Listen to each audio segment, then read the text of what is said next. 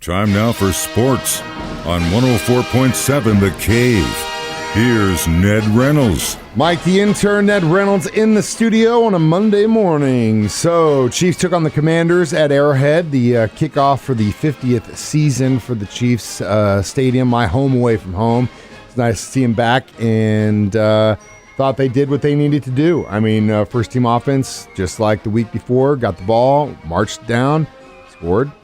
Got the ball again, marched down, scored. So, looking good. It definitely looks like Mahomes is going to spread the love. They were missing some defensive players, but I thought the D looked pretty good too. Your thoughts, sir? Do I need to say anything else? Did I cover it all? Other than the fact that I found it to be a ho-hum football game. Well, yeah, it's preseason. And it is. Preseason, that's part of it. Washington is certainly not a challenge for the Kansas City Chiefs. They do have a good D, though. Their first-team D is good. The first-team D was missing several of their players. That's true, too. But Mahomes was still 16 of 19, and the game itself just wasn't very exciting. But I did see some performances. I really hope the kid sticks with the team. He may not, but Justin Watson is playing very well. Had 5 catches again. He's an Ivy Leaguer, and they don't usually portray themselves as being of professional caliber, and that's because of the very nature of the schools. He comes from University of Pennsylvania. He's Quaker, and indeed had 5 more catches, does have terrific speed. I'd love to see him make at least the taxi squad, and who knows, maybe a special teams player. He played well. Karlaftis had a sack in the ball game. I did like that very much. And the team in general just played the level of football they needed to get the win, and it was 24-14. Now, this final game coming up on Thursday night might be a bit of a different story. Be interested to see how Andy Reid and the staff approaches this one. Is the final game, final preseason game. Then Kansas City, folks, has virtually 2 weeks before they play the season opener against Arizona out in Phoenix. 2 weeks. That's a lot of time to build up a lot of rust on your ball club. I think they'll probably have a scrimmage somewhere along the line, but over and above that, this is the final preseason game. How the Chiefs approach it, they're playing the Green Bay Packers in Kansas City. I just can't see them putting together a full effort in this game. Don't think the Packers will either. These preseason games needs to be 2, not 3. 2, I think you'd see some much more competitive action. Yeah, you would. But also, you kind of run the risk of losing your players that too. So it'll be a long time before that happens, but I know that's what the players want for sure. Speaking of players, we're down to 30 in the pro golf title. What's the story, my man? Well, they had the BMW Classic in Wilmington, Delaware, and Patrick Cantlay becomes, gets this, he is the first player in this championship series, the FedEx Championships, the first player to defend his title. He won the BMW Classic last year, was not in Wilmington, but he did win it, wins it again this year by 1 stroke, 14 under par. Very nice, about a $2.5 million first prize, but more importantly, it puts him in second place for the top 30 players who compete in Atlanta this weekend. This is the final playoff event. The winner of this one gets $15 million. Now, it's a staggered roll because the lead player in the team is Scotty Scheffler. He is number 1 in points accrued during the year. That's what they're getting is FedEx points. And Scheffler is number 1. He will start the tournament 10 under par. That's his score, 10 under par. Second will be Patrick Cantlay, who won yesterday. He'll be 8 under par. Now, that 2 strokes over a 4-round tournament, that's not a whole lot, but it still is an advantage. Anyway, that's the way they started.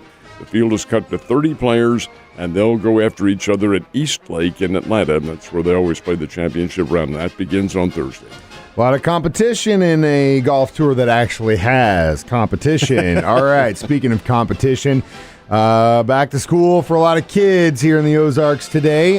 Parents, we're all going to go meet for lunch and get drunk while our kids are in school. That's on the side, but that also means we got high school football coming back this week, don't it? It starts this week. As a matter of fact, the regular season, that's how quickly we've come through the summer, folks, because the Missouri high school football season begins later this week. It's a rather interesting set of games. Most of the games, the vast majority, are on Friday, but not all of them. There's some on Thursday and some on Saturday. And why is this the case? Why aren't they playing all on Friday? Because there is a critical shortage of game officials. They need them badly. And for some reason, the MSHA folks and those who recruit the new officials are having trouble getting young blood in there needed. It's a big payday. It's a wonderful opportunity to be out on the field. You know the rules of the game, of course, but everybody who sits in the stands knows the rules of the game. They need officials, need them badly, and hopefully that critical situation can be overcome this year. But as a result, you're seeing, again, most of the games are Friday night. Some Thursday, some Saturday. It does involve a bit of a disruption in the schedule. Definitely does. And it's unfortunate. I mean, you should, if you are interested in the game, and you got the free time, look into it. It'd be a lot of fun and, kind of get you back into the sport, even if you're not the one wearing pads. Going into the weekend, the St. Louis Cardinals had a relatively tough-ish opponent. And all of a sudden, Yachty gets put on the list and is gone. He goes back to Puerto Rico. Now everyone is like, what's wrong? Blah, blah, blah, blah.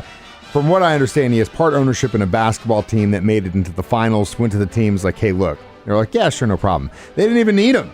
I mean, they've been on an absolute tear. And then Albert on Saturday hits 2 more dingers. He's got 8 left. 8 left. If COVID never happens, he's already beat A-Rod's record, in my opinion. Wait a minute. Embellish that. 8 left to what? 700. There's your answer to 700. And there have been only 3 players in history to reach that level. Barry Bonds with 762, Henry Aaron with 755, and George Herman Ruth with 714, which for many, many decades was the ultimate jewel-encrusted record in baseball. Albert Pujols has a chance to be number 4 on that list, and I think he's probably going to do it. He's 8 home runs shy, did have the 2 on Saturday. Cardinals, meanwhile, are on a roll. They too tend to get these rolls late in the season. Part of it is the way they structure their ball club and bring up some good players and make some good deals at the trade deadline. That's number 1. Number 2, their division, folks, is horrendous. It is really, really poor, and they are playing poor teams. I'm going to give you an example, Mike. I follow the baseball scene. That's my profession.